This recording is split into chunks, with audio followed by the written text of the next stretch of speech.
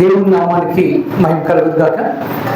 ఈరోజు వాక్యం నిమిత్తము అపోస్తల కార్యము 10వ అధ్యాయం మొదటి కొరింథీయుల రాసిన పత్రిక 10వ అధ్యాయము 31వ మాట మనం చదువుకుందాం. మొదటి కొరింథీయుల రాసిన పత్రిక 10వ అధ్యాయము 31వ మాట. కాబట్టి మీరు భోజనం చేసినను పానం చేసినను మీరు ఏమి చేసినను సమస్తమును దేవుని మహిమ కొరకు చేయండి.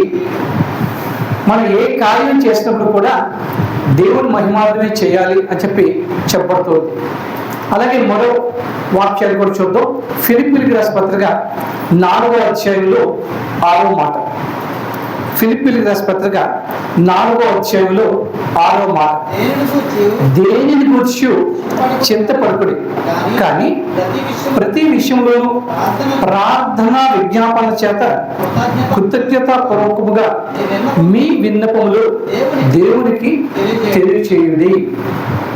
ఈ రెండు విషయాన్ని పట్టుకొని కొన్ని మాటలు ఈరోజు మనం ధ్యానం చేద్దాం. దీని అర్థం ఏంటంటే మనం దేనికి కూడా చింతించొద్దు. మనం ఏం చేసినా అన్న మాటకి సర్వసాధారణంగా మనిషి జీవితంలో ప్రాధాన్యమైనది తినడం త్రాగడం అని, అది అల్పమైన విషయమే. కానీ అది చేసినప్పటికీ కూడా దేవుడు మహిమార్థం చేయాలని చెప్పి అపోస్తలుడైన పౌలు చెబుతూ ఉన్నాడు. ఎందుకు ఈ మాటలు నేను చెప్తున్నాను అంటే, క్రైస్తవ సమాజంలో రాబోయే 10-12 రోజుల్లోని జరగబోయే శుభ శుక్రవారం, పునరుద్ధానం, ఈ యొక్క దినాలకి సిద్ధపడి నిమిత్తము వారందరూ కూడా 40 రోజుల ప్రార్థనలు చేస్తూ ఉన్నారు.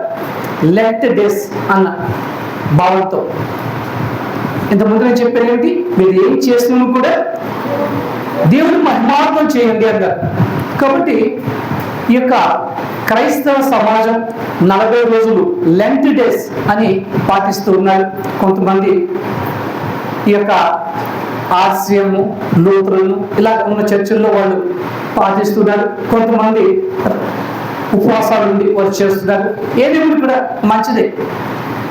ఇందాక చెప్పినట్టు ఏం చేసినా దేవుని మహిమార్థం చేయండి. సాధారణంగా క్రైస్తవ సమాజం చేసే ఈ యొక్క లెంట్ డేస్ గురించి బైబిల్లో ఎక్కడ విశేషంగా రాయబడలేదు. ఆ విషయాన్ని మనకు గుర్తుపెట్టుకోండి. బైబిల్లో ఎక్కడ రాయబడలేదు.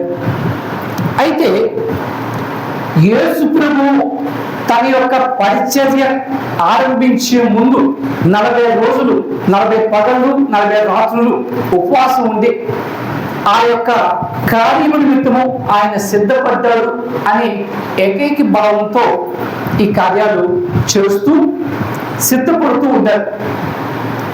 ఏమిటి అంటే, వారు సిద్ధపడేది పునరుద్ధానం గురించి. దేని గురించి? ఈ 40 రోజులు దీక్ష దేని గురించి అంటే, పునరుద్ధానం మనలో కూడా జరగాలి అనే ఉద్దేశంతో వారు సిద్ధపడుతూ ఉన్నారు. ఇవన్నీ కూడా ఎలా అంటే ఆచారబద్ధముగా, సాంప్రదాయబద్ధముగా ఈ 40 రోజులు కార్యక్రమాలు చేస్తూ వారు ఈ యొక్క పునరుద్ధానం, శుక్రవారం తర్వాత వచ్చేది పునరుద్ధానమేగా, రెజరక్షన్ డే, దాని గురించి సిద్ధపడడానికి వారు చేస్తూ ఉన్నారు. తప్పేం కాదు. ఉపవాసం ఉంటామంటే ఎవరైనా వద్దంటారు, ప్రార్థన చేస్తామంటే ఎవరైనా వద్దంటారు. అందుకే అపోస్తలుడు పౌలు ఏమంటున్నాడు, మీరు ఏం చేస్తున్నాను మీరు దేవుడి మహిమార్థం చేయండి. దీని ద్వారా కూడా ఏమవుతున్నది? దేవుడి మహిమే, అందులో సందేహం లేదు. కాబట్టి ఈ యొక్క క్రైస్తవ సమాజం ఇలా చేస్తున్నారు కదా అని అందరం అది చేయాలా అంటే, మనం బైబిల్ ప్రకారం బైబిల్ పాటిస్తున్న మనం బైబిల్లోని ఈ యొక్క లెంట్ డేస్ గురించి ఏమీ చెప్పలేదు. కాబట్టి చేసినా చేయకపోయినా అది మీ వరకు వదిలివేయాల్సిన విషయం. అయితే ఈ 40 రోజులు ప్రార్థన చేస్తున్నప్పుడు చేసే వారి గురించి మనకి ఆక్షేపం లేదు. భక్తులు ఎదుగుతున్నారు, ఎదగండి, దట్స్ ఇట్. అయితే 40 రోజులు ఉపవాసమే ఎందుకు అనే సందేహం మనకు రావచ్చు. 20 రోజులు చేయొచ్చుగా, 3 రోజులు చేయొచ్చుగా, 10 రోజులు చేయొచ్చుగా, ఈ 40 ఎందుకు అని విశేషాన్ని మనం ఒకసారి చూసుకుందాం. ఈ 40 యొక్క ప్రాధాన్యత ఏమిటి, ఎందుకు 40 అని నొక్కి వాళ్ళు చెబుతున్నారు అనే విషయాన్ని బైబిల్లో ఈ యొక్క 40కి ఉన్న ప్రత్యేకత ఏమిటో మనం ఈరోజు ఒకసారి గమనిద్దాం. ఏమిటి అంటే మొట్టమొదటిగా ఇందాక నేను చెప్పానుగా, యేసు ప్రభు తన యొక్క పరిచర్య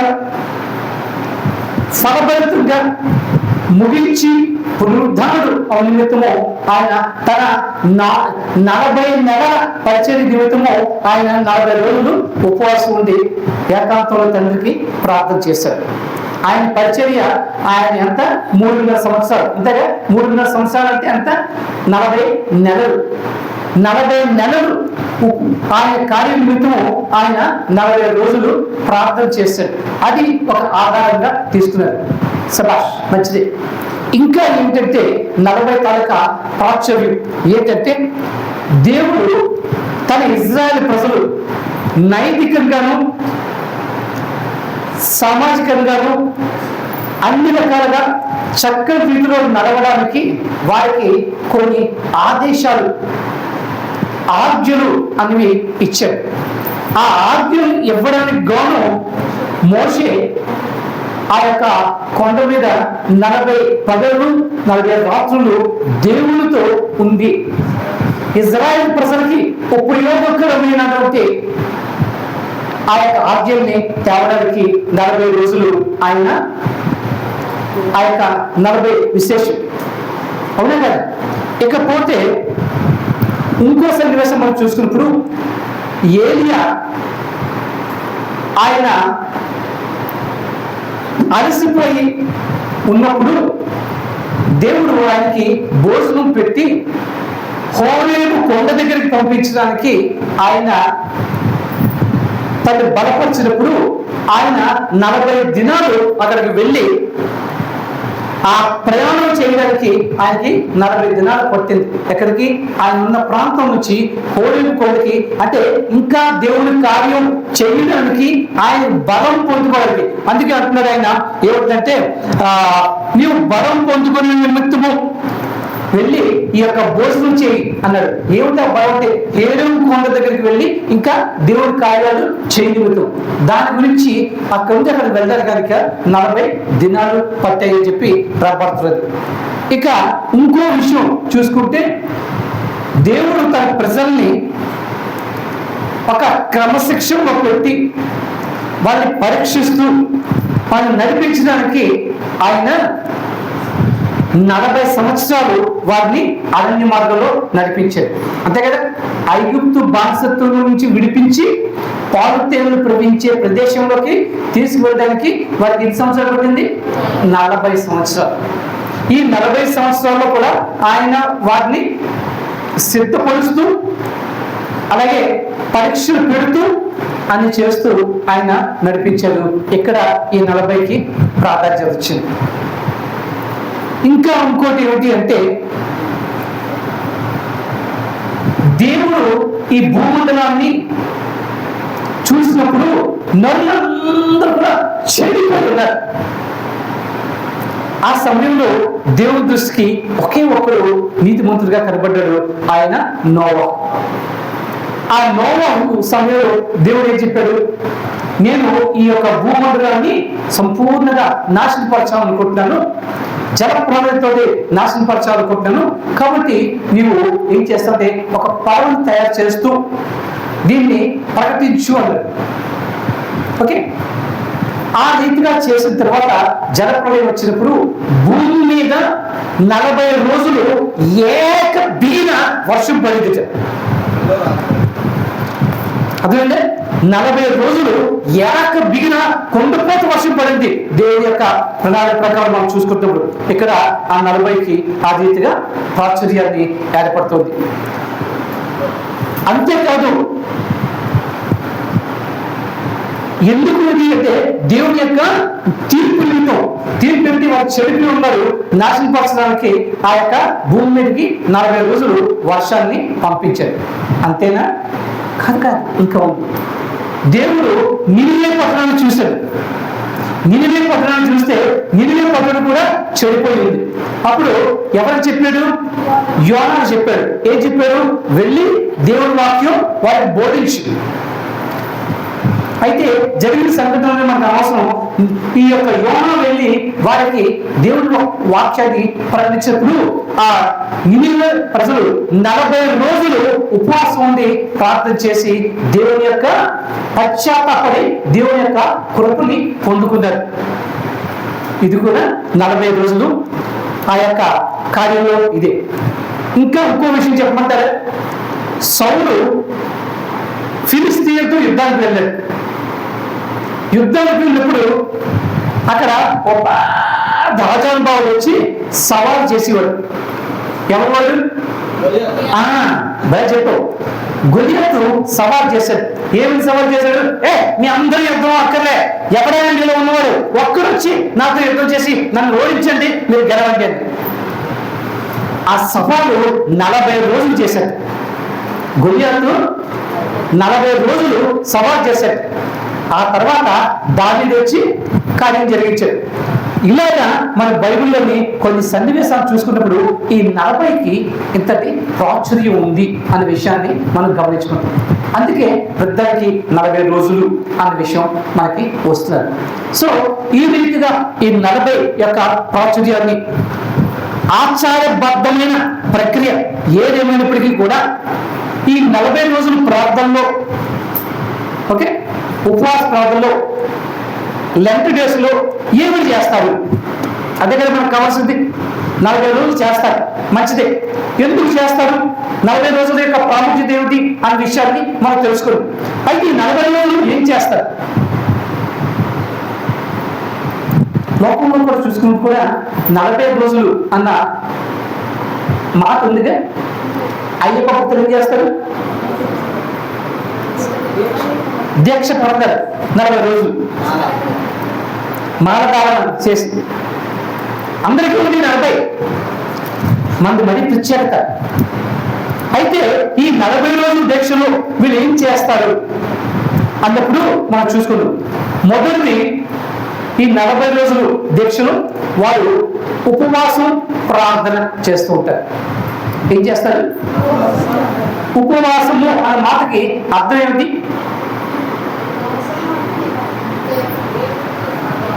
ఉప అంటే పరము అని అర్థం.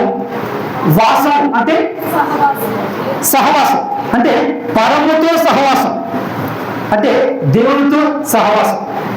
ఉపవాసానికి అర్థం ఏంటంటే దేవునితో సహవాసం. అంతే తప్ప ఏషియా గ్రంథంలో చెప్పినట్టు మీ ఉపవాసాలు నాకెందుకు, మీరు ఉపవాసం ఉంటానంటున్నారు, ఉండి మీ పనులు మీరు చేసుకుంటారు, మీ తిట్లు మీరు తిట్టుకుంటున్నారు, మీ వ్యాపారాలు మీరు చేసుకుంటున్నారు, ఇవి చేసుకుంటూ కడుపు మార్చుకోవడం నాకేం ఉపవాసమా? ఉపవాసం అంటే ఏంటి? దేవుడితోటి సహవాసం. మీరు దేవుడితోటి, దేవుడు మీతోటి సంభాషించే సమయం ఈ 40 రోజులు. అలాగా దేవుళ్ళు గడపడానికి వాళ్ళు ఉపవాసం ఉండాలి. ఉపవాసం ఉండే పద్ధతి కూడా మనకి బైబిల్ గ్రంథంలో చాలాసార్లు మత్తయి సువార్తలని వాటిలోని చెప్పబడుతుంది. మీరు ఉపవాసం ఉన్నారని ఇతరులకు తెలిసేటట్టు మొహం నీరసంగా ఉండకుండా ప్రతి వారి దగ్గరికి ఏమైందమ్మా ఉపవాసం ఉన్నామండి అది చెప్పకుండా ఏం చేయాలి? తడాల స్నానం చేసి చక్కగా ముస్తాబయ్యి పండగ చేసుకునేది ఉండాలట ఆనందంతో. ఎందుకంటే దేవుడితో సహవాసం చేయటువంటి ఎలాంటి ఆనందమైన మనిషి కేవలం రొట్టెని మాత్రమే జీవించడు. దేవుని యొక్క నోటి నుండి వచ్చే ప్రతి మాట నుంచి కూడా జీవిస్తాడు. నువ్వు ఆయనతో మాట్లాడుతూ ఆయన నీతో మాట్లాడుతూ ఉంటే ఒకరి మాటలు ఒకరు పంచుకుంటూ ఆయన యొక్క సహవాసంలోకి మనం వెళ్ళడమే ఈ యొక్క ఉపవాసం. సహవాసం చేస్తే ఏమవుతుంది? 6 నెలలు సహవాసం చేస్తే అంటే మనలో ఆ దైవిక స్వరూపము రావడం కొరకు మనం ఏం చేయాలి? ఉపవాసం చేయాలి. ఉపవాసం అనేది తగ్గఫార్ కాదు. తగ్గఫార్ అంటే ఏమవుతుంది? బలమైన వాళ్ళు లాగేమి, అవునా కదా? ఇదేంటంటే మనం వినయముతో విధేయతతో మన బలవంతుడైన దేవునికి లోబడి, మన బలం చూపించడం కాదు, లోబడి ఆయనకి ఇష్టమైన రీతిలో మనం ప్రార్థన విజ్ఞాపన చేస్తూ ఆయనలో గడపడం. ఒక గంట ప్రార్థన కూర్చోమంటే అబ్బా కాళ్ళు పట్టేసాయి, అయ్యో నొప్పి వచ్చింది అని మనం అంటున్నామే. 40 రోజులు ఉపవాసం ప్రార్థన చేయడం గ్రేటేగా, ఫలితం వస్తుందిగా. కాబట్టి ఈ 40 రోజుల్లో చేసేది ఏమిటంటే ఉపవాసము ప్రార్థన. ఈ యొక్క ముస్లిమ్స్ కూడా ఈ రంజాన్ మాసంలో అదే చేస్తారు. వాళ్ళు కూడా ఎన్ని రోజులు? వాళ్ళు 40 రోజులే. ఈ 40 చూసే ప్రపంచం అంతా ఉన్నాడు. కాబట్టి ఉపవాసము చేసి ప్రార్థన, ఉపవాసంలో ప్రార్థిస్తారు. కొంతమంది ఉంటారు, యేసు ప్రభు ఉపవాసం చేశారు కాబట్టి మేము చేస్తున్నాం అని అంటారు. యేసు ప్రభు చేశారు కాబట్టి నువ్వు చేస్తున్నావు. యేసు ప్రభు చేసినట్టు చేయగలుగుతున్నావా? మరి ఆయనతో పోల్చుకున్నప్పుడు ఇది కూడా చేయాలిగా. ఆయన 40 రోజులు ఆహారము నీరు ముట్టుకోకుండా రేయి పగలు ఆయన ఉపవాసం చేశారు. అంతే కాబట్టి ఆయన చేసేది చెప్పి మనం చేయడం కాదు. ఆయన్ని మనం ప్రశంసించుకునే నిమిత్తము, ఆయనతో సహవాసం చేయ నిమిత్తము ప్రార్థన విజ్ఞాపనతో మనం ఉపవాసంతో ప్రార్థన చేయాలి. 40 రోజులు వాళ్ళు ఏం చేస్తారు? ఉపవాసం ఉంటారు. మేము మా చిన్నప్పుడు దేవుడు రాకముందు ఉపవాసం ఉండేవాడు. కార్తీక సోమవారం ఉండేవాడు, శివరాత్రికి ఉండేవాడు. మా పద్మ అయితే ఆటల దద్దుకు ఉండేది. ఎలా ఉండేవో తెలుసా? ఉపవాసమే. ఇవాళ ఉపవాసం ఉండి అని ఒక ఇది అరటికళ్ళు 3 సార్లు పెద్ద గ్లాస్తో పాలు, నోరు ఆరిపోకుండా అలా గడిగడికి కిల్లి, ఏమిటి ఉపవాసం?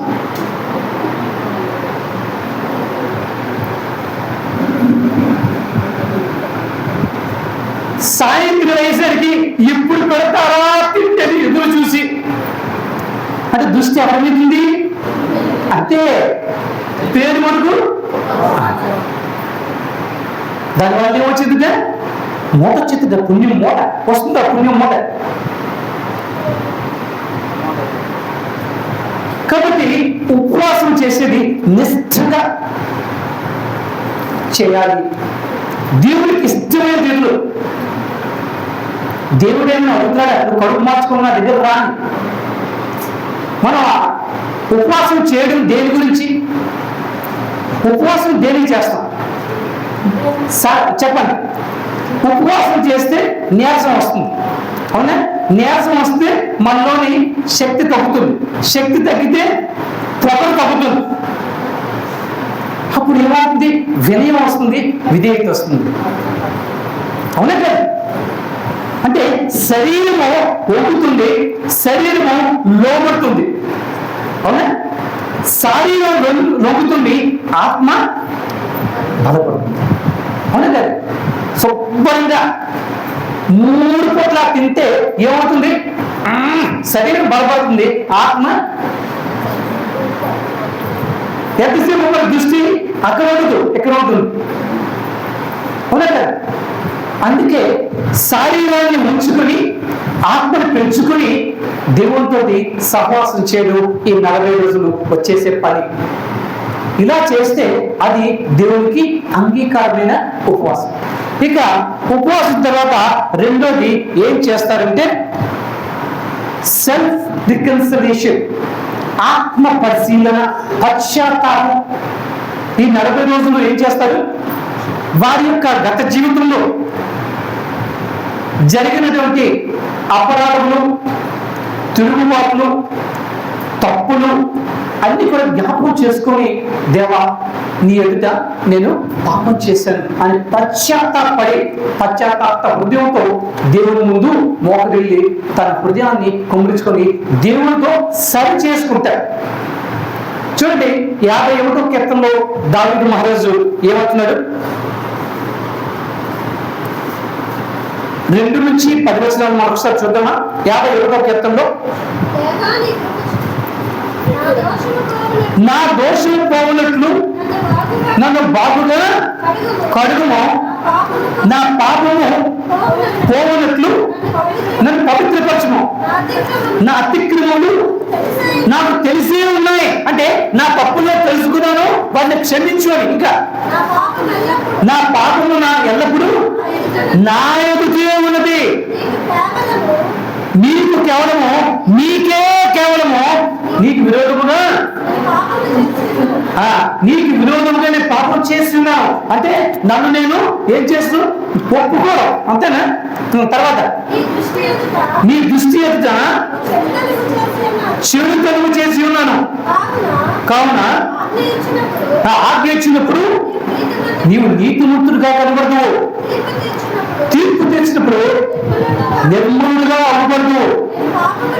నేను పాపంలోనే పుట్టాను, పాపంలోనే నా తల్లి నన్ను గర్భము దాల్చను. నీవు అంతరంగంలో ఏం కోరుతున్నావు? సత్యమును కోరుతున్నావు. కాబట్టి ఈ సమయంలో నేను నా అంతరంగాన్ని ఏం చేస్తున్నాను? శుద్ధీకరించుకుంటున్నాను. శుద్ధీకరించుకోవడం అనగా అవన్నీ తీసి బయటపడి కడుక్కోవడం, అంతేగా? కడుక్కోవడం, అంతేగా?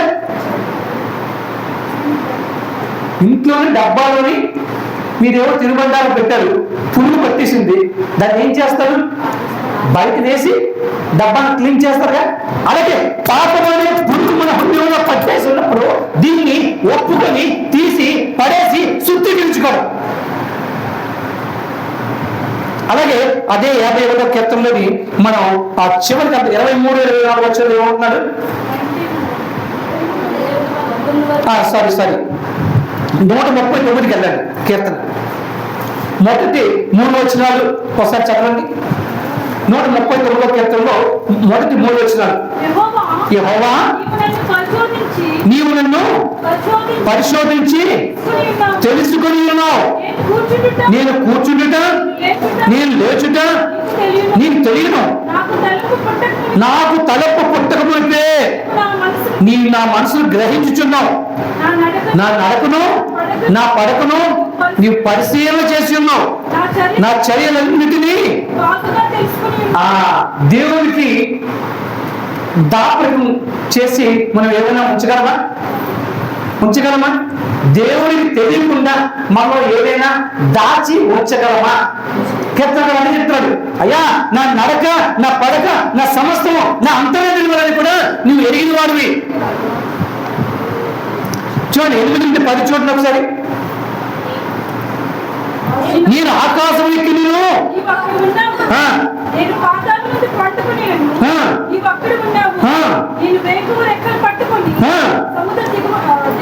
దిగంతములో నివసించును, అక్కడనే చేయనన్ను నడిపించును. చూసారా? నేను ఎక్కడికి పారిపోయి నీ నుంచి దాగోవాలి అనుకున్నప్పుడు కూడా ఎక్కడికి వెళ్తే అక్కడే నువ్వు ఉన్నావు. కాబట్టి నీ నుంచి నేను ఎక్కడికి పారిపోలేదు ప్రభువా.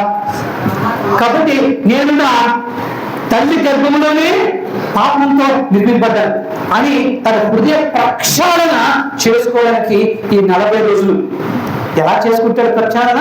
23-24 చూడండి.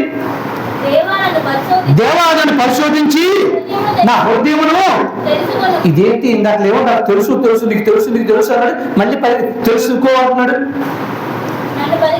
అంటే తనంత తాను వాటికి తెలుసు అయినప్పటికీ కూడా ఇంకా ఏమైనా ఉన్నాయేమో తెలుసుకో, తెలిసి నాకు తెలియచేయి. నన్ను పరీక్షించి నా ఆలోచన తెలుసుకోను, నీకు ఆయాసకరమైన మార్గం నా యందు ఉన్నదేమో. అంటే తప్పులున్నవారు తమ తెప్పులు ఎరుగరు. విశ్వదాభిరామం అంటే ఒక్కొక్కసారి మనం కొన్ని తప్పులు వాటిని తప్పులుగా గుర్తించాం. ఈ దినాల్లో ఏమవుతుందో తెలుసా? అబద్ధం అలవాటు అయిపోయి అబద్ధం తప్పు కాడేసుకుంటున్నాం. చాలా మందిలో ఈ యొక్క జ్ఞానం అలవాటు అంటే అదేమిటి అయిపోతుంది. అలాగా నాలో నాకు తెలియకుండా ఏమైనా రహస్య పాపాలు ఉన్నాయేమో ఉంటే వాటిని కూడా నువ్వు వెలికి తీసి నువ్వు నాకు చూపించు, పరీక్షించు, పరిశీలించు. నీకు ఆయాసకరమైన మార్గంలో నేను నడవకుండా నన్ను సరిచేయి అంటే ఇక్కడ ప్రార్థన 40 రోజులు ఏం చేస్తారు? రికన్సైల్ అవుతారు, దేవుడితోటి సమాధానం పడతారు. ఈ 40 రోజులు చేయవలసింది మొదటి ఉపవాసం చేస్తూ ప్రార్థన చేయడం, కేవలం ఉపవాసం చేసి ప్రార్థన చేయడం మాత్రమే కాదు, కానీ నీ హృదయాన్ని కలుపుకొని దేవుడితో సమాధాన పడాలి. సమాధానం పడాలి, పడుతూ ఉంటారు ఈ 40 రోజులు. ఇక తర్వాత ఏం చేస్తారు అంటే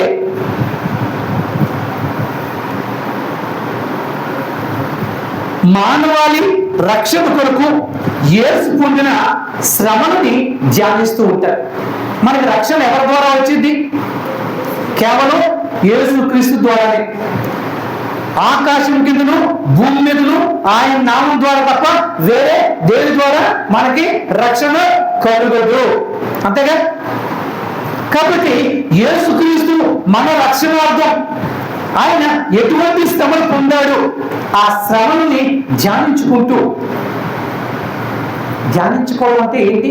అయ్యా నా గురించే కదా నువ్వు శ్రమ పడ్డావు, అయ్యో నా గురించే కదా నువ్వు కొరడాగబోతున్నావు, అయ్యో నా గురించేగా నువ్వు అవమాన బాధపడ్డావు, అయ్యో నా గురించే కదా నువ్వు నీ ముఖాన్ని ఉమ్మించుకున్నావు, నా గురించే కదా నీ యొక్క చేతికి కాళ్ళకి మేకులు దగ్గరపడి వచ్చింది, నా గురించే కదా ఇదిగో నీ యొక్క పక్కలో బల్యము గుచ్చవలసి వచ్చింది, నా గురించే కదా నువ్వు తరదించుకోవాల్సి వచ్చింది అని మనం శిలువ శ్రమని ధ్యానిస్తూ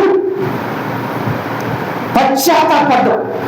నా రక్షణార్థము నువ్వు ఇంత దేవుడు ఉండి నువ్వు ఇన్ని కార్యాలు చేసావా అని ఆ శ్రమలు ఎక్కడి నుంచి?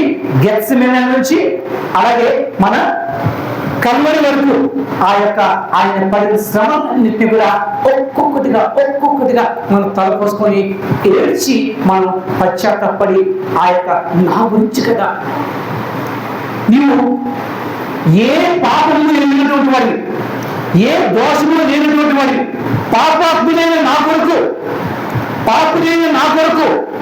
ఇంకా బాగా చెప్పాలంటే అపోస్తలుడు పౌలు రోమీయులకు రాసిన పత్రిక 5వ అధ్యాయం చెప్తాడు, మేము పాపులమై ఉండగా, మేము శత్రువులమై ఉండగా, మేము బలహీనమై ఉండగా నీవు మా కొరకు ప్రాణం పెట్టవయ్యా అని ఆ యొక్క శ్రమను ధ్యానం చేయడు. ఆయన ఏమనుకున్నాడు? ఈ యొక్క శ్రమలో నాకు దొరకపోయే ఆ యొక్క ఆధిక్యతకి ఇవేవి కూడా కొనగావు, నేను పొందబోయే ఆ యొక్క కిరీటం నాకు లభిస్తుందని చెప్పి ఆయన వెలియముతో వాటిని కూడా భరించారు. ఆయన నా కొరకు ఉపవాసం చేస్తున్న నా కొరకు, దీక్ష పట్టిన నా కొరకు ఆయన తన యొక్క శ్రమలు పడ్డాడని ఆ శ్రమని ఒక్కొక్కటిగా ఆయన శ్రమ పడిపోతే అవన్నీ మనమేగా మనం అనుభవించవలసినగా. కూడా డబ్బులు మనమే తినాలి, ఆ దూషింపబడ్డం మనమే దూషింపబడాలి, తృణీకరింపబడ్డం మనమే తృణీకరింపబడాలి, మనమే శిక్షలు అన్ని కూడా అనుభవించాలి. కానీ నేను ఏ శిక్ష అనుభవింపకుండా నా తరఫున నీవు ఇన్ని శిక్షలు అనుభవించావా అని ఆ శిలువ ధ్యానం చేస్తూ శిలువ పాటలు పాడుతూ ఆ యొక్క 40 రోజులు వారు ఏం చేస్తారు? ఆ యొక్క దేవుళ్ళు గడుపుతారు. లెంట్ డేస్ అంటే మన తెలుగులో పేరు ఏంటి? శ్రమ దినాలు. బుధవారం నుంచి ఆ యొక్క శుభ శుక్రవారం వరకు ఆదివారం మినహాయించి 40 రోజులు లెక్క కట్టి వాళ్ళు ఈ యొక్క ఉపవాసాలు చేస్తారు. ఈ ఉపవాసాల్లో వారు చేసేది ఉపవాసము, ప్రార్థన, రెండోది పాప పశ్చాత్తాపం, మూడోది క్రీస్తు యొక్క శ్రమను ధ్యానిస్తూ ఆ యొక్క విషయాల్ని తలపోసుకుంటూ పశ్చాత్తాపడ్డారు. అర్థమైంది. ఇంకా చాలా మంది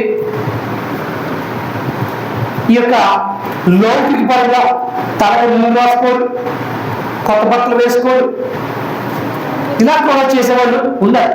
అవన్నీ కాదు కావాల్సింది. శ్రమ తలుచుకోవడం అంటే అవన్నీ లోకరీతిగా ఉంటాయి.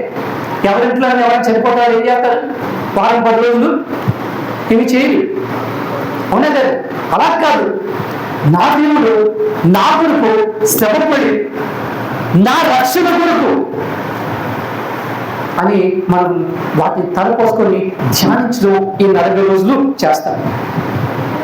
అంతేకాదు దీంతో పాటు ఈ 40 రోజులు ఏం చేస్తారు తెలుసా? దాన ధర్మాలు, సేవ 2 కూడా చేస్తారు. దేవుడు మెప్పించాలంటే ఏం చేయాలి? కరుణ, ప్రేమ, జాలి, దయ కలిగి మనం దీనుల్ని దరిద్రుల్ని జ్ఞాపకం చేసుకోవాలి, అంతేగా? అందుకే దాన ధర్మాలు చేస్తారు. ఈ యొక్క 40 రోజులు కూడా దాన ధర్మాలు చేస్తూ కూడా ఈ యొక్క దేవుళ్ళలోని వాడు గడుపుతూ ఉంటారు. ఒకవేళ ఎందుకు చెప్తున్నారంటే, మనం ఈ శ్రమ దినాలు పాటించాలి, 40 దినాలు ఉపవాసం చేయాలంటే చేసేది ఖచ్చితంగా ఇలా చేస్తేనే దాని ఫలితం. లేకుండా ఏమిటి నేను 40 రోజులు ఉపవాసం ఉంటున్నానండి అని ఇంకా మన పనులు చేసుకోవడం, మన ప్రవర్తన, మన ఆలోచనలు మన లౌకిక పనులు ఉంటే అది కూడా ఫలితాన్ని ఇవ్వదు. దానికే ఏమంటారంటే మత్తయి సువార్త 7వ అధ్యాయము మత్తయి సువార్త 7వ అధ్యాయం 22వ వచనంలో ఏమంటారంటే, ప్రభువా ప్రభువా అని పిలిచేవారు ఎవరు కూడా కానీ నా తండ్రి చిత్త ప్రకారం ఎవరైతే చేస్తారో వారు మాత్రమే. ఇంకా ఏమంటున్నారు చూసారా? అక్కడే మత్తయి సువార్త 25వ అధ్యాయంలో 42 నుంచి మనం చూసుకుంటున్నప్పుడు ఆయన ఏమంటారంటే, నేను ఆకలి కొంటే మీరు నాకు అన్నం పెట్టలేదే, నేను వస్త్రహీనతో కలిగి ఉంటే నాకు వస్త్రాన్ని ఇవ్వలేదే, నేను శ్రమంలో ఉంటే నన్ను ఆదరించలేదే అని ఎవరు అడుగుతున్నాడు? దేవుడు అడుగుతున్నాడు. అంటే అరే నువ్వెప్పుడు ఆకలి కొన్నావు, నువ్వెప్పుడు వస్త్రహీనత లేకుండా ఉన్నావు, నువ్వెప్పుడు శ్రమంలో ఉన్నావు అని ఎదురు ప్రశ్న వేస్తే దేవుడు ఏం చెప్పాడు? యేసు అందుకైనా మిక్కిలి అల్పులైన వీరిలో మీరు అలా చేయలేరు కాబట్టి మీరు నాకు చేయలేదని చెప్పి అంటారు. అంటే దాని అర్థం ఏంటి? దీనులను దరిద్రులను మనం దృష్టికరించి సేవ వారికి చేస్తే దేవుడికి చేసినట్టే. దాన్ని లోకంలో ఏమన్నారు? మానవ సేవే అన్నారు. ఎక్కడ కూడా అన్ని సంబంధాలు ఉన్నాయి. అంటే మనం ఏం చేయాలి? సేవ చేయాలి. ఎవరిని జ్ఞాపకం చేయాలి? ముఖ్యంగా బేదరికి దానం చేయవాడు, దేవుడికి అప్పించేవాడు. అప్పు పుచ్చుకుని మన దేవుడు ఎక్కడగా చెప్పండి, వడ్డీకి సహాయం చేస్తాడు. బేదలను కనికరించేవాడు, దేవుడికి అప్పించేవాడు. అర్థమైందే? కాబట్టి బేదల్ని జ్ఞాపకం చేసుకోవడం, వారికి తగిన సేవ చేయడం. ఈ లోకంలోని మనకి బాగా తెలిసిన ఒక ఆవిడ ఉండేది కలకత్తా ఏరియాలో. ఎవరు? కరెక్ట్గా చెప్పండి, మదర్ తెరీసా. ఆవిడకి ఏమి లోటది? సేవ చేసే దృక్పథంతో ఈ లోకానికి అంటే ఈ దేశానికి వచ్చి కుష్టు రోగుల్ని తాకి ఆ కుష్టు రోగులు కడిగి సేవ చేసింది.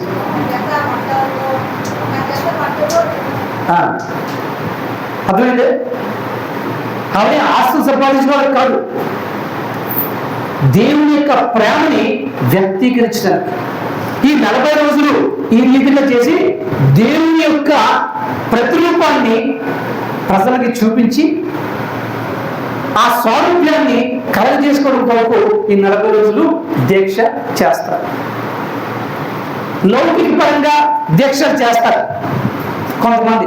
ఇందాక మనం చెప్పిన మాల వేస్తుంది అనుకో, 40 ఎప్పుడు అయిపోతుందా, ఎప్పుడు దీనికి వెళ్ళి శుభ్రంగా మాంసం కూరలు వచ్చి ఈ 40 రోజుల నుండి ఒకేసారి లాగించేద్దామా అబ్బా దాని గురించి నేను చెప్తే బాగుపడదు ఊరుకున్నాడు. నాలుగు లాగేస్తుంది చెప్పి వెళ్ళి పీపా కొట్టేసి మరి వచ్చేస్తాయి రకాలు. ఎందుకు దేశ చేయడు? అర్థమైంది? అలా చేస్తే అది కాదు. ఈ 40 రోజులు ప్రాక్టీస్ చేస్తే జాగ్రత్తగా 40 రోజులు ప్రాక్టీస్ చేస్తే అది మనకి ఏమవ్వాలి? అలవాటు అయిపోవాలి. అవునా కాదు? అంటే ఇంకా ప్రవర్తన ఆటోమేటిక్ గా అలవాటు అయిపోయి ముందుకెళ్ళిపోవాలి. కానీ దీక్ష పట్టినప్పుడే లెక్కేసుకుంటారు. ఓహో ఇప్పటి నుంచి ఏప్రిల్ మేలో పలానా రోజు వరకు ఓపిక పట్టి ఉంటారు. దృష్టి ఎక్కడ ఉంటుంది? దాని మీద చేసేది దీక్ష. అలా కాదు. మనమే తక్కువ కాదు. ఎప్పుడు గుడ్ ఫ్రైడే అయిపోతుందా, మళ్ళీ కుంపెద్దామా? అవునా కాదు? లోతుపూర్వమైనటువంటి ఈ ఆలోచనలే. దానివల్ల చేసే ఉపయోగం ఉంది. కాబట్టి దేవునితో సహవాసం చేసేవాడు ఉపవాసము అంటే కేవలం అన్నం మానేయడం కాదు, కానీ దేవునితో సహవాసం చేస్తూ ఆయనతో నిత్య సంభాషణ చేయడం మన జీవితంలో అలవర్చుకోవాలి. అది ఉపవాసం ప్రార్థన. నిత్యము కూడా మనం ఏంటంటే మనం ఏదైనా చేస్తూ మనం దేవునితో ప్రతి దినము కూడా మనం ప్రక్షాళన చేసుకుంటూ ఉండాలి. ఎలాగైతే పగలంతా తిరిగొచ్చి రాత్రి పడుకునే ముందు కాళ్ళు చేతులు మొహం శుభ్రం చేసుకొని హాయిగా నిద్రపడ్డానికి పడుకుంటాము, అలాగే మనం శుచి అంటే శుభ్రం చేసుకొని దేవునితో రికన్సైల్ చేసుకొని పశ్చాత్తాపడి ఆ దినాన్ని మనం వెళ్ళబుచ్చాలి. అవునా కదా? ఇకపోతే మూడవది, ఆయన మన గురించి శ్రమలు కేవలం 40 రోజులైనా మనం జ్ఞాపకం చేసుకోరు, జీవితకాలం ఉంటారు. ఆయన శ్రమ లేకపోతే సిలువ లేనిది రక్షణ లేదు. సిలువే నా ఏదో పాట ఉంది, పెంచేది శరణాయరా. సిలువే శరణం. ఆ సిలువని ధ్యానం చేయడం మన యొక్క కర్తవ్యం. దాంతో పాటు ఈ భూమి మీద దేవుడు మనకి ఇచ్చిన దాన్ని ఇతరులతో పంచుకోవడం, లేని వారికి దయ చూపించదు. ఇది మన గుణ లక్షణాల్లో ఒక లక్షణం అవ్వాలి. మాట సాయం కావచ్చు, ఆర్థిక సాయం కావచ్చు, చేతనైన సాయం కావచ్చు, అవన్నీ కూడా సరేగా. కాబట్టి ఆ రీతిగా. ఇకపోతే ఈ 40 రోజుల్లో కూడా ఇంకా చేసేది ఏదో తెలుసా? త్యాగం కూడా చేస్తారు. ఏం చేస్తారు? త్యాగం. ఏమిటో త్యాగం అంటే ఇష్టమైన ఆహార పదార్థాలు, విందులు, వినోదాలు అవన్నీ కూడా త్యజించి, అవునా కదా?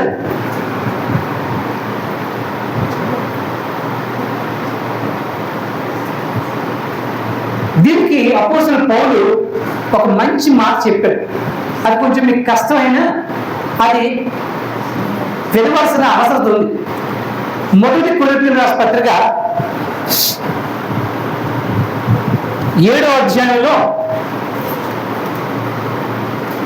29వ మాట. దీన్ని మేము ఆల్రెడీ గతించిన శుక్రవారాల్లో మేము ధ్యానించాం.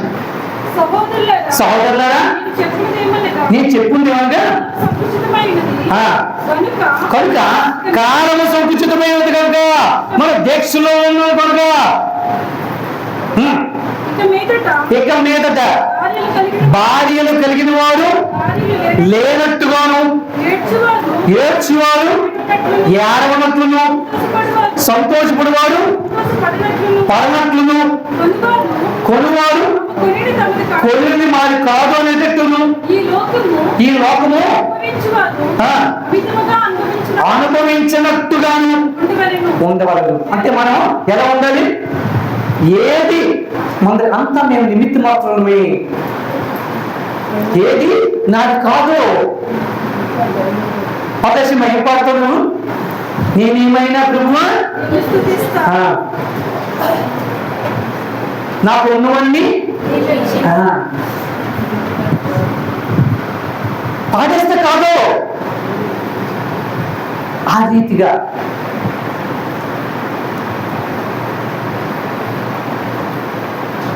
ఏది కూడా అమితంగా పొందకుండా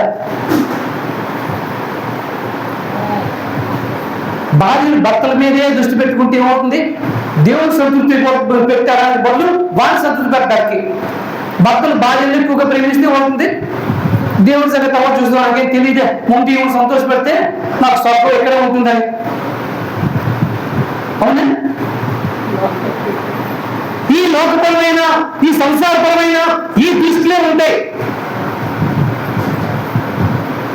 కానీ చక్కటి మాట చెప్తున్నాడు అపోస్తలుడు పౌలు.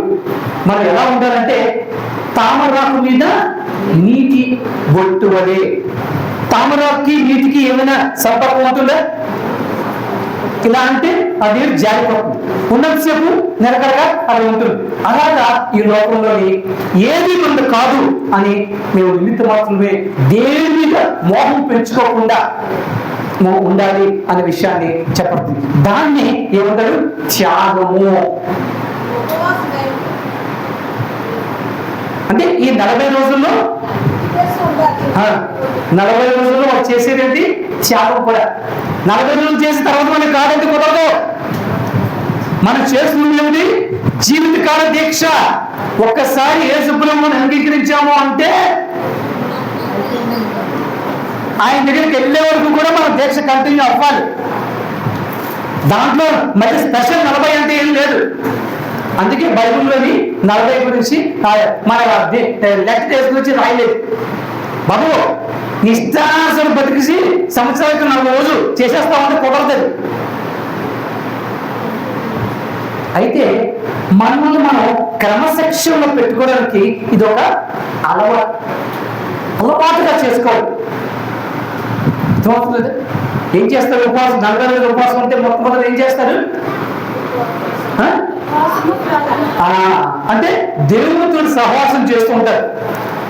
ఉపవాసం అంటే దేవుడితో సహవాసం చేస్తూ మాట్లాడుకుంటూ ఉంటారా? ఒకరు తిరుగుంటారా? ప్రార్థన అంటే ఏంటి? It is nothing but A conversation. దేవునితో మాట్లాడుకోవడమే. కాబట్టి నిత్యము కూడా వాళ్ళు చేసేది ఈ 40 రోజులు చేసేది దేవునితో సహవాసం, దేవునితో ప్రార్థన. ఇంకా ఎవరితోటి సంబంధం లేదు. తర్వాత దేవునితో సహవాసం. దేవుని ముఖం చూసిన వెంటనే మనకేం కనబడతాయి? దేవుడి యొక్క ముఖం మనకు కనబడిన వెంటనే దేవుడి ముఖం ప్రకాశవంతంగా ఉంటుంది. అబ్బా మంచి వెలుగుగా ఉంటుంది అని అనుకుంటాం. నిజమే ఉంటుంది. ఆ వెలుగులో ఏం కనబడితే ఇది ఎక్కడ ప్రొజెక్టర్ నుంచి అక్కడ వేయబడతాయి. మన క్లియర్ గా 1 by 1 అన్ని కనబడిపోతూ ఉంటాయి. కాబట్టి ఆయన ముఖంలో మన అపరాధం కనబడతాయి. మనం ఆయన అడిగే ముందే పశ్చాత్తాపడడం మన యొక్క భావి. మనకు మనం తీర్పు తీర్చుకుంటే ఆనాడు తీర్పుగా మనం నిలబడక్కర్లే. కాబట్టి పశ్చాత్తాపడుతూ మనం ముందుకు వెళ్దాం. ఇక ఆయన యొక్క పొందిన శ్రమలు ధ్యానం అది ముఖ్య ప్రాముఖ్యత. కారణం అది నా రక్షణకు, నా విడుదలకు, నా యొక్క నిత్య జీవనానికి అది కారణం. ద మెయిన్ మోటో మీ జీవనం ధ్యానం చేయడం. సహాయం చేసిన వాళ్ళని మర్చిపోతే వాళ్ళు ఏమంటారు? కృతజ్ఞత లేనివాడు అంటారా లేదా? దేవుడు ఇంత మేలు చేశాడు మన గురించి అలా అనుకుంటే, దేవుడు నీ గురించి ఏం కోరుకుంటున్నాడు? దేవుడు నీ గురించి ఏమో కోరుకుంటాడు? కేవలం కృతజ్ఞత. విరిగి లేగిన హృదయంతో ఆయన దగ్గర మనం కృతజ్ఞత కలిగి ఉండడం మాత్రమే ఆయన కోరుకుంటున్నాడు. ఆ కృతజ్ఞత ఎలాగా? అయ్యా, నా రక్షణ కొరకు, నా మేలు కొరకు, నా విడుదల కొరకు, నన్ను నీతో ఉంచుకోవడం కొరకు, తండ్రి దగ్గరికి నన్ను పెట్టడం కొరకు నీవు శ్రమపడ్డావా అని ఆయన శ్రమల్ని మనం ధ్యానం చేస్తూ ఆయనకి లోబడి ఉండడం శిరోధ్యానం. తర్వాత ఆయన వల్లే మనం కూడా దాన ధర్మాలు చేసే గుణం కలిగి ఉండాలి. దేవుడు మనకి ఇస్తున్నాడు, అవునా కదా? ఉచితంగా పొందింది ఉచితంగా ఇమ్మన్నారా లేదా? కాబట్టి మనకి ఉన్న దాంట్లో మనం ఇతరులకి సాయపడుతూ క్రీస్తు ప్రేమని మనం ఏం చేయాలి? ఇతరులకి చూపించగలగాలి. ఈ 40 రోజుల వాళ్ళు చేస్తూ ఉంటారు. ఇకపోతే మనం ఇప్పుడు చెప్పినట్టుగా సుఖభోగాలు, మోహాలు అవన్నీ కూడా త్యజించి కేవలం దేవుని కొరకే, అబ్రహాము, ఇస్సాకు, యాకోబు దేవుడు అని చెప్పి దేవుడు అడ్రస్ చెప్పాడు, అవునా కాదు? నువ్వు ఎవరు అంటే ఏమన్నాడు? నేను అబ్రహాము దేవుడును, ఇస్సాకు దేవుడును. ఎందుకన్నాడు? వాళ్ళు ఎప్పుడు కూడా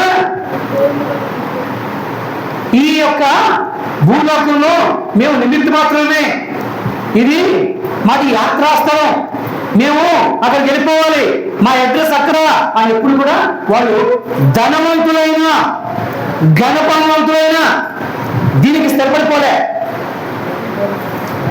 గుడారాలు కట్టుకుని ఆయన ఎప్పుడు పిలిస్తే అప్పుడు గుడాలు పీకెత్తాలని కూర్చునేవాడు. అంటే వాళ్ళ దృష్టి ఎప్పుడు కూడా దేని మీద ఉండేది? స్థిరమైన పట్టణము, పునాదుల గల పట్టణము. ఏ క్షణం పిలుస్తారో తెలియదు అని ప్రతి క్షణం కూడా సిద్ధపాటులో ఉండే మనస్తత్వాలు. అందుకే సగర్వంగా చెప్పుకున్నాడు, నువ్వు ఎవరు అంటే నేను అబ్రహాము దేవుడిని, ఇస్సాకు దేవుడిని, యాకోబు దేవుడిని. ఈరోజు దేవుడు ఈ విధంగా చెప్పగలుగుతున్నాడు మన గురించి. అట్లీస్ట్ ఇదిగో భూలోకంలోని ఒక మనిషి ఉన్నాడు, నా వాడు నీతిమంతుడు. ఎవరి గురించి చెప్తున్నాడు? యోబు గురించి. అలాగే కనీసం చెప్తున్నాడు మన గురించి. ఒక్కసారి మనం ఆలోచన చేసుకుందాం. ఓకే, దేవుడు మాట దేవుడు, మరి పక్కింటి వాడు కూడా నిజంగా ఏం దైవభక్తి గలవాడని అని అంటున్నారా? అప్పుడు ఇప్పుడు అయితే మార్పు లేదు అని అంటున్నారు. ఏ కేటగిరీలో ఉన్నాం మనం?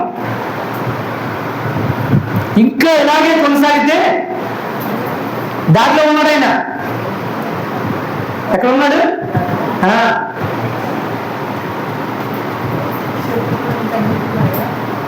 కాబట్టి మన నూనె మనం ఆర్పేసుకోవద్దు. మన దీపం బుద్ధిలో ఏం వేయాలి? ఆ వీడిని వెళ్తాను. బుద్ధిలో నూనె ఎందుకు వేయాలి? దీపం వెళ్ళడానికి. అంటే మనం వెలిగించుకోవాలి. కేవలం భౌతికపరమైన, ఆచారపరమైన, సాంప్రదాయబద్ధమైన ఈ కార్యాలు చేస్తే చాలు. ఇది ఇక్కడ ఉండాలి. చివరగా ఇన్ని చేసాం శభాష్ అనుకుంటే కుదురుతుందా? కుదరదు. దీన్ని రెన్యూ చేయడానికి ఒక పద్ధతి ఉంది. నిత్యము దైవ పఠనము, లేఖన పఠనం. ఏం చేయాలి? ఇది దేనికి? ఇది కీర్తనకారు 1వ కీర్తన 2వ మాటలు ఏం చెప్తున్నాడు? దివారాత్రులు దేవుని ధర్మశాస్త్రం నందు ధ్యానిస్తూ ఆనందించువాడు అన్నాడు. కేవలం ధ్యానించి కాదు, ధ్యానించి ఆనందించేవాడు. 119వ కీర్తనలో 105వ మాట ఏమంటున్నాడు? నీ వాక్యము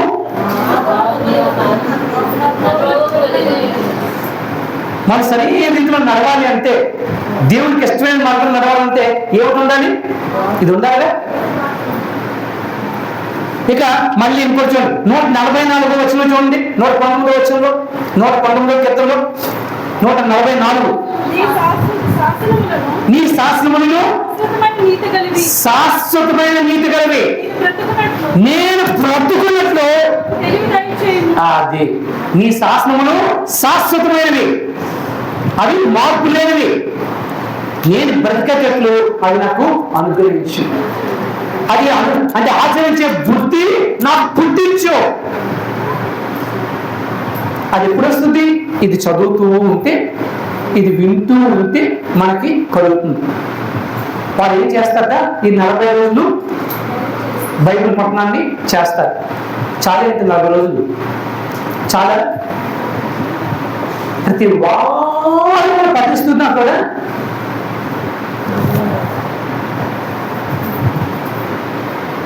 అవునా కదా? కాబట్టి ఈ 40 రోజుల ప్రాక్టీస్ కేవలం 40 రోజులకి పరిమితులు కాదు, కానీ మన జీవితకాలం అంతా కూడా మనం చేసుకోవాలి. యేసు ప్రభువు తను ఈ యొక్క 40 నెలల పరిచర్య కోసం 40 రోజులు ఉపవాసం చేసి, అంటే శక్తి పొంది ఆయన శ్రమను అనుభవించి పునరుద్ధారణ అయ్యారు. అవునా కాదు? మనం కూడా ఈ లోకంలో ఈ రీతిగా ఈ యొక్క శక్తిని పొందుకునే నిమిత్తము ఈ 40 రోజులు కాదు, కానీ జీవితకాలం అంతా ఈ రీతిగా ఉండి మనం కూడా ఆ యొక్క పునరుద్ధానానికి సిద్ధపడాలి. ఏ పునరుద్ధానం? రాబోయే పునరుద్ధానం కాదు. ఆ పునరుద్ధానం అంటే పండుగ చేసుకుంటున్నాం, సాయంత్రం మళ్ళీ మామూలు. కానీ ఆయన రాకడలో ఎత్తబడడానికి అది మనకి పునరుద్ధానం. దానికి సిద్ధపాటు అవసరం. దాని గురించి ఏమంటే అవసరం? సిద్ధపాటు అవసరం. అలా అంటే ఈ లోకంలోని మీరు దేనికి సిద్ధపడద్దా? ఎప్పుడు కూడా పై చూస్తూ కూర్చుని కూడా ఏవైతే మనకి అనుకుంటారా? నో నో నో, అలా కాదు. ప్రతి మనిషి ఈ జీవితంలో కొనసాగడానికి ప్రణాళికలు వేసుకోవాలి. మీ సిద్ధపాటు ఉండాలి, కానీ ప్రతి నిమిషం కూడా దానికి కూడా సిద్ధపడాలి. మీ జీవితంలో మీ ప్రణాళికలు పంచవర్ష ప్రణాళిక అనుకోవచ్చు, లేదంటే మన చంద్రబాబు నాయుడు గారు చెప్తున్నట్టు 2020 విజన్, 2047 విజన్ అని కొన్ని సంవత్సరాల విజన్ పెట్టుకోవచ్చు, తప్పేం లేదు. కానీ ప్రతి నిమిషం కూడా క్యాలెండర్ కొట్టినట్టు ఎస్ అనేటట్టు ఉండాలి. అప్పుడే మన సహవాసానికి ఒక అర్థం. అంతే తప్ప ఈ 40 రోజులు చేసాం అమ్మయ్య అనుకోవడం ఆ పునరుద్ధానం కాదు మనకు కావాల్సింది. ఆ యొక్క పునరుద్ధానికి దానికి మనం సిద్ధపడుతూ ఉండాలి అని చెప్పబడుతుంది. Original resurrection to our lives, అది సరైన మనకి మన జీవితాలకి పునరుద్ధానం కలిగిన నిమిత్తము ఈ 40 రోజులు వారు ఎలా చేస్తున్నారో అలాగే మన జీవితం ఈ భూమి మీద ఉన్నంతకాలం కూడా మనం చేయాలి. వారికి 40 రోజులే దీక్ష, కానీ మనకి జీవితకాల దీక్ష. ఈ జీవితకాల దీక్షలో ఏంటి చేయాలమ్మా? అంటే మా జీవితాంతం తిండి పందమంటావా అని అడగద్దు. దేవుడితో సహవాసం చేయి, దేవుడితో మాట్లాడు, పశ్చాత్తాపడుతూ ఉండు.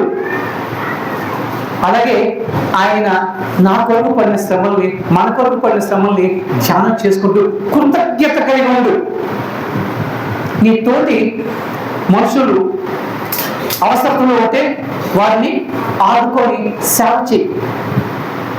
నీవు కొన్ని త్యజించు, నీ సుఖపదాలు త్యజించు. ఈ రోజుల్లో మనకు అందరికీ కూడా ఏముంది? ఒకటి నేను నేను నేను నేను నేను నేను నేను నేను అంతే. ప్రభు రాత్రి ఇది ప్రభు ప్రార్థన మనం చేస్తున్నాం, గుర్తుంటున్నారు మీకు ఎవరికైనా? ప్రభు ప్రార్థన ఎలా చేస్తున్నాం? పరలోకమందున మా తండ్రి,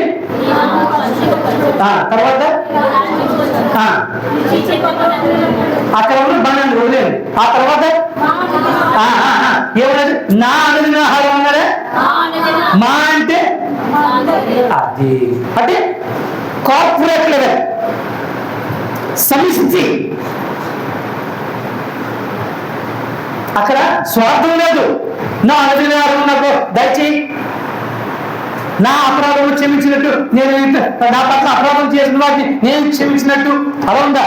మా అపరాధములు మా మా మా మా we ours.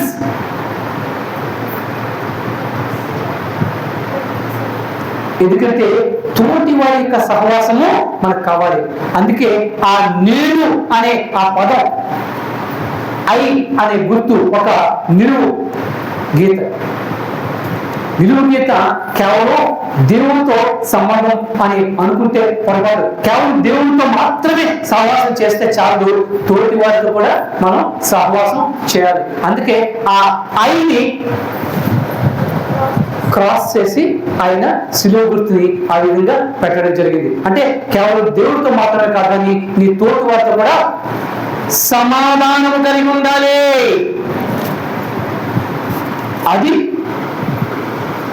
మనం క్రైస్తవ జీవితంలో చేయవలసినటువంటి కార్యం. అంతేగాని ఈ 40 రోజులు చేసేసి అమ్మయ్య ఇంకా అయిపోయింది అని మళ్ళీ ఎలాంటి జీవితాలు జీవించడం కాదు. జీవిత కాలం అంతా నాలో ఊపిరినంత వరకు ఈ రీతిగా ఉండాలండి మనది. కాబట్టి ఈ యొక్క విషయాన్ని మనం దృష్టిలో పెట్టుకొని 40 రోజులు చేసేది మనం చేయదు. ఆ సంఘంలో గొప్ప సంఘం 40 రోజులు చేసేది, మా సంఘంలో ఏమీ లేవు, ఇలాంటివి ఏమైనా మనసులో ఉన్నాయనుకోండి, అది చాలా పొరపాటు.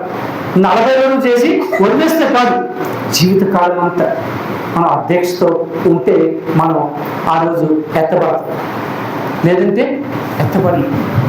కాబట్టి ఈ యొక్క శ్రమ దినాలు అని ప్రత్యేకంగా చేయక్కర్లేదు. అనునిత్యము కూడా వీటిని మనం పాటిస్తూ మన జీవన విధానంలో ఇది ఒక భాగంగా పెట్టుకుని వెళ్ళినప్పుడు మనకి తప్పక ఆ పునరుద్ధానం ఉంటుంది. నిరీక్షణ లేని అన్యజనులే మీరు ఉండొద్దు. తెస్సలోనికీయులకు పత్రిక 4వ అధ్యాయంలో రాస్తూ ఉన్నాడు, నిరీక్షణ లేని అన్యజనుల వలె మీరు ఉండొద్దు. దేవుడు వస్తున్నాడు, వస్తా అన్నవాడు తప్పక వస్తాడు. వచ్చి నిన్నేం చేస్తాడు? మృతులైన వారు ముందులేస్తాడు. ఆ తర్వాత ఆయనతో మనం మళ్ళీ తీసుకొని వెళ్తాడు. ఆ రాకడికి సిద్ధంగా మనం ఉండడానికి ఈ యొక్క మనం చేయవలసిన ప్రాక్టీస్ 40 రోజుల కోసం కావాలా? ఇలాంటి ప్రాక్టీస్ కావాలా? చెప్పండి. కాబట్టి వీటిని దృష్టిలో పెట్టుకొని అనుదినము కూడా దేవుని యొక్క వాక్యంతో మనం శుద్ధీకరించుకుంటూ దేవుని వాక్య అడుగు జాడంలో మనం నడుద్దాం. దేవుడు మనల్ని ఆయన చెత్త ప్రకారం, ఆయన ప్రణాళిక ప్రకారం తప్పుగా ఆయన మనం తీసుకొని వెళ్తాడు. దేవుడి మాటలు దీవించి ఆశీర్వదించును గాక. అటువంటి సిద్ధపాటు మనందరికీ కూడా కలుగును గాక. కమాన్ హైమా.